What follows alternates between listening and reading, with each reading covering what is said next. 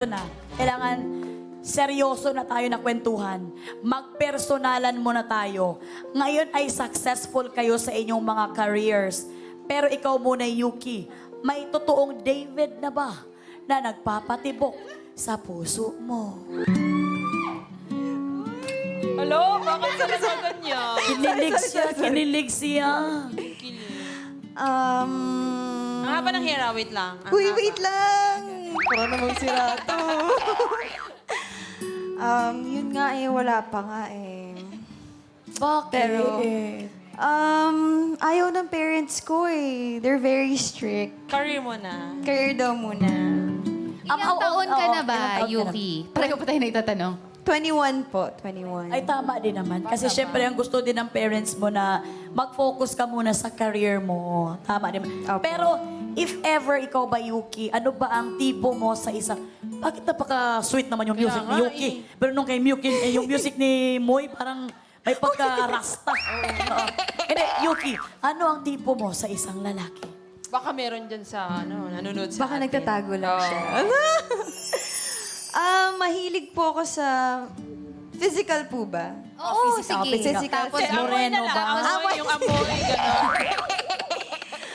Pero usually po, hindi po talaga ako na-attract by looks. I'm more on personality. And if I know that the guy is nice and very mababait sa lahat, like walang hierarchy kahit kanino, yun, dun ako... Na-attract. Pero yung talagang... Meron kasi, sinasabi lang natin yan eh. Pero pag mahilig ako sa matangos ang ilong. Kasi talagang yun ang wala ako. Oh, masaya kayo? Sinilip pa neto eh. Nagigigil ako. Sorry. So, ikaw, Moreno, Amerikano, or Chinito? Mahilig po ako sa moreno na may tato. Wow! Parang may ano. Ay, Alam niyo, may ganun talaga. Mahilig siya sa May bad tattoo. boy. Bad boy siya.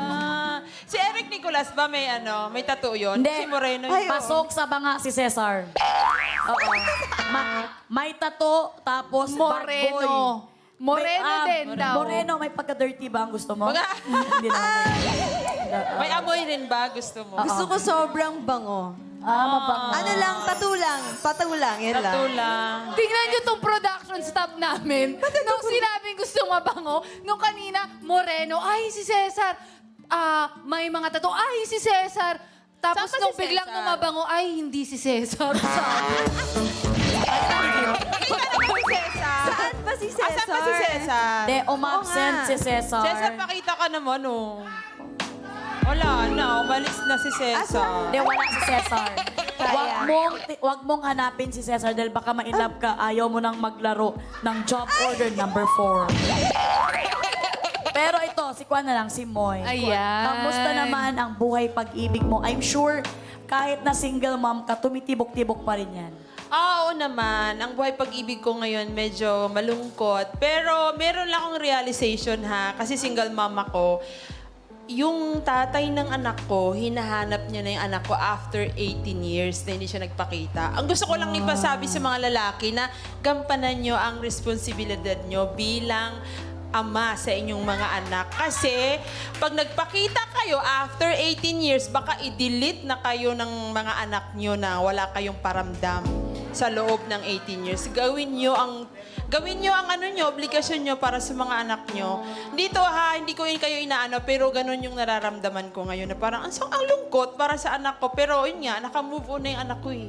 Parang ang sabi na lang niya, hindi ko na siya kailangan. Pero syempre pinipilit ko na, anak, tatay mo pa rin.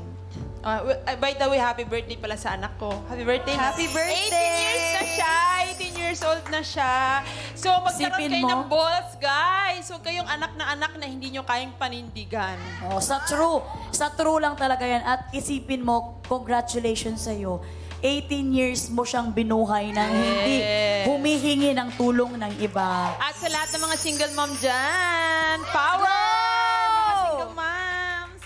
Well, wag ka masyadong madaldal mo dahil nandito ka para sumagot ng mga Gusto- katanungan. Ayun nga. At gusto ko lang din ibahagi, Ma'am Shi, para sa mga bagong kasal, mga nagpaplanong ikasal, regardless of age, sa mga barangay po, meron kayong makikita, magtanong po kayo or mag-suggest po kayo kung pwedeng magkaroon ng family planning program na libre lang. Meron din po niyan sa mga ospital. Pwede po tayo magtanong. Nang sa ganon, maiplano po natin. Kasi maganda naman kung kunyari bagong kasal kayo or gusto nyo magkaanak ng partner nyo, pero at least planado lang para, di ba? Kasi syempre ang magiging pinakaunang kawawa po kasi niyan kapag ka nagkataon ang mga bata.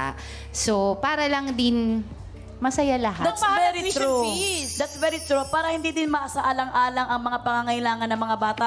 Kasi kawawa din ang mga bata pagdating ng panahon. Ano? Magkakawawayan na ba natin sila? Tama na.